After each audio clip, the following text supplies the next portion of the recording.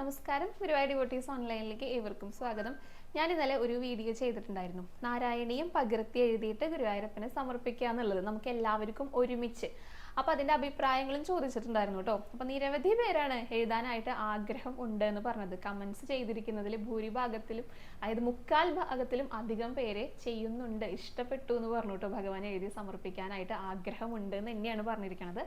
അപ്പം നമുക്ക് എല്ലാവർക്കും ഒരുമിച്ച് എഴുതി സമർപ്പിക്കാം. പലരും കുറച്ച് നേരത്തെ തുടങ്ങിയിട്ടുണ്ടെന്ന് പറഞ്ഞു. അപ്പോൾ ഇനി ഞങ്ങൾക്ക് നിങ്ങളുടെ കൂടെ കൂടാമോ എന്നും കൂടെ ചോദിച്ചിട്ടുണ്ട് കേട്ടോ. എല്ലാവർക്കും നമ്മുടെ കൂടെ കൂടാം. പിന്നെ പലരും നമ്മുടെ സബ്സ്ക്രൈബേഴ്സ് അല്ലാത്തവരുണ്ട്. അപ്പോൾ ഈ വീഡിയോ കാണുന്ന ആർക്ക് വേണമെങ്കിലും ഈ ഒരു കാര്യത്തിൽ പങ്കെടുക്കാം കേട്ടോ. ഗുരുവായൂരപ്പനെ നാരായണീയം എഴുതി സമർപ്പിക്കാം. അപ്പം ഞാൻ സബ്സ്ക്രൈബർ ആയിട്ടില്ല, എനിക്ക് എഴുതാൻ പാടുണ്ടോ എന്ന് ഇനി ആരും ചോദിക്കേണ്ട, എല്ലാവർക്കും എഴുതാം. അപ്പോൾ അതിനെക്കുറിച്ചാണ് പറയാൻ പോകുന്നത്. അപ്പോൾ ഞാൻ ഏത് ദിവസമാണ് എഴുതി തുടങ്ങേണ്ടതെന്നൊക്കെ അറിയിക്കാമെന്നും കൂടെ പറഞ്ഞിട്ടുണ്ടായിരുന്നു. അപ്പോൾ നമ്മൾ എഴുതി തുടങ്ങാനായിട്ട് ആഗ്രഹിക്കുന്നത് ഈ വരുന്ന മാർച്ച് മാസം 15-ാം തീയതി ഞായറാഴ്ച അന്ന് എഴുതി തുടങ്ങാമെന്നാണ് കേട്ടോ വിചാരിക്കുന്നത്. ഗുരുവായൂരപ്പൻ്റെ അടുത്ത് ചോദിച്ചപ്പോൾ ഗുരുവായൂരപ്പനും സമ്മതം അറിയിച്ചിട്ടുണ്ട്. ഞാൻ എൻ്റെ ഗുരുനാഥയുടെ അടുത്ത് ചോദിച്ചപ്പോഴും വളരെ നല്ലൊരു ദിവസമാണെന്ന് പറഞ്ഞു.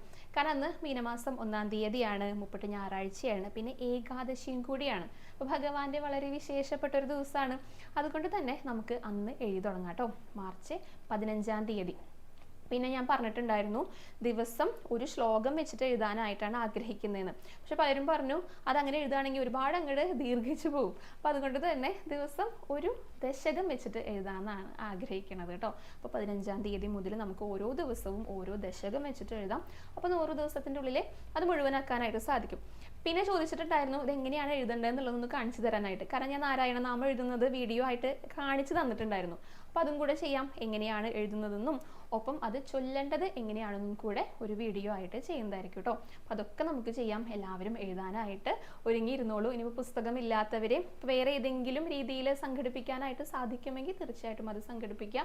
അല്ലെങ്കിൽ പിന്നെ നമ്മുടെ സ്റ്റോറിലുണ്ട് കേട്ടോ. വിഷ്ണുവിനെ കോൺടാക്ട് ചെയ്ത് കഴിഞ്ഞാൽ 9846937939 ഇതാണ് വിഷ്ണുവിൻ്റെ നമ്പർ. കോൺടാക്ട് ചെയ്ത് കഴിഞ്ഞാൽ വിഷ്ണു നാരായണീയം അയച്ചു തരുന്നതായിരിക്കും.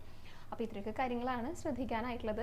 പിന്നെ ഏകാദശിയും കൂടിയാണല്ലോ. മേൽപ്പത്തൂരും ഇതുപോലെ ഒരു ഏകാദശിയുടെ ദിവസമാണ് സമർപ്പിച്ചത്. അപ്പോൾ നമ്മൾ ഏകാദശിയിൽ ഒന്ന് തുടങ്ങുകയാണെങ്കിൽ മിക്കവാറും ഈ 100 ദശകം എഴുതി കഴിയുമ്പോൾ നമ്മൾ സമർപ്പിക്കുന്ന ദിവസവും ഒരു ഏകാദശി തന്നെ ആവാനാണ് സാധ്യത. അതിൻ്റെ കണക്ക് അങ്ങനെയാണ്. അപ്പോൾ എല്ലാം കൊണ്ടും നല്ലൊരു ദിവസമായിട്ടാണ് നമ്മൾ ആരംഭിക്കുന്നത്.